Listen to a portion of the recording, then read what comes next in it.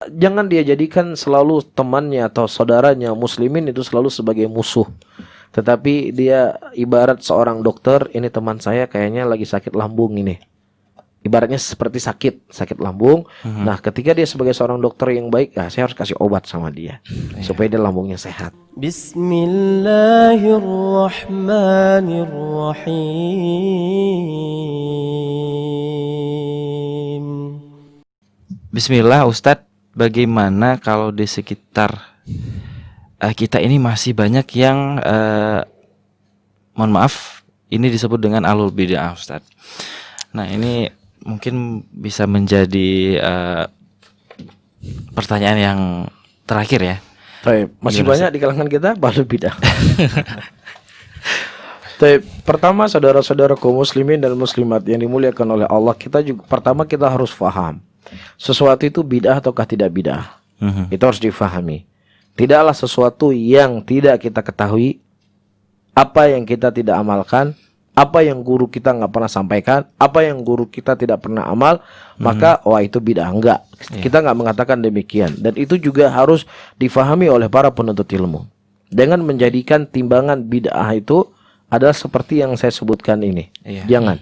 Ya, sampai kita mengetahui sesuatu dalil dan minimal ada keterangan dari para ulama tentang masalah tersebut. Ini satu hal. Ya, sehingga kita tidak ingin bermudah-mudahan bid'ah sana bid'ah sini. Tapi kalau memang bid'ah, memang harus bid'ah. Tapi wala tafrit wala ifrat. Maksudnya semua amalan sunnahana bid'ah. Nah, itu kita juga nggak mau. Atau semua bid'ah. Pokoknya jihana kamu pegat bid'ah mandu. Kita juga nggak mau yang kayak gituan. Kita mau yang di tengah-tengah. Ya, kita mau yang di tengah-tengah. Karena Ahlus sunnah itu berjalan di atas jalan tengah. Wala tafrit wala ifrat. Ini satu hal. Hal yang kedua, tidaklah setiap orang yang dia bergelut dengan bid'ah, ya ini sudah diketahui itu bid'ah misalnya. Tidaklah semua orang yang mereka bergelut dengan kebid'ahan divonis sebagai ahlul bid'ah. Karena ahlun itu adalah orang yang ahli benar sudah. Dia mengajaknya, pokoknya ada kaedah-kaedah tertentu lah. Cuman kita berbicara dengan awam saja, keawaman, ya. Tidak semua orang yang berbuat bid'ah itu divonis sebagai ahlul bid'ah. Faham? Nah, yang ketiga, tidak semua orang yang mengamalkan kebid'ahan tersebut kemudian ya secara totalitas diboikot semuanya, wala salam, wala kalam dan lain sebagainya. Itu butuh pembahasan yang panjang. Ya, karena bid'ah itu seperti dosa kan bertingkat-tingkat. Dosa riba berbeda dengan dosa riba. Kan seperti itu. Berbeda dengan dosa zina, berbeda dengan dosa membunuh. Dan dalam ajaran Islam juga kan berbeda-beda hukum yang Allah berikan.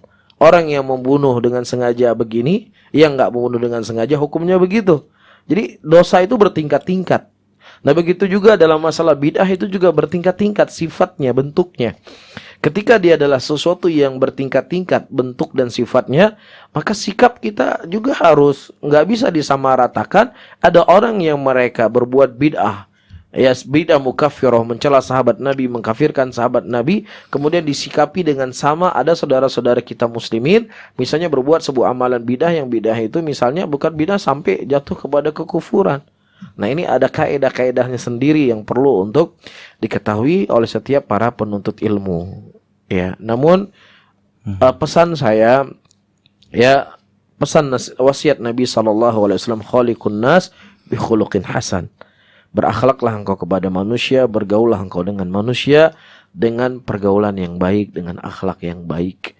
Ya, itu mungkin yang perlu untuk kita tekankan dengan saudara-saudara kita para penuntut ilmu. Ya, kalau memang seandainya dia mengetahui dengan pasti itu merupakan amalan-amalan yang bid'ah, amalan-amalan yang tidak sesuai dengan sunnah Nabi SAW, ya jangan dia jadikan selalu temannya atau saudaranya muslimin itu selalu sebagai musuh.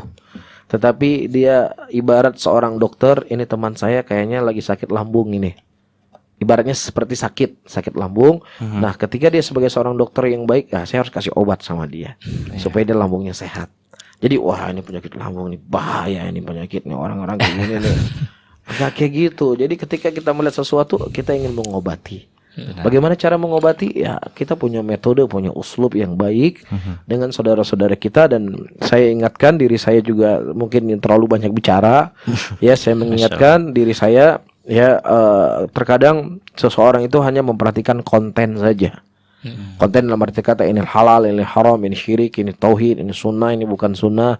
Ya, tetapi terkadang kita kurang dalam memperhatikan bagaimana menyampaikan konten tersebut.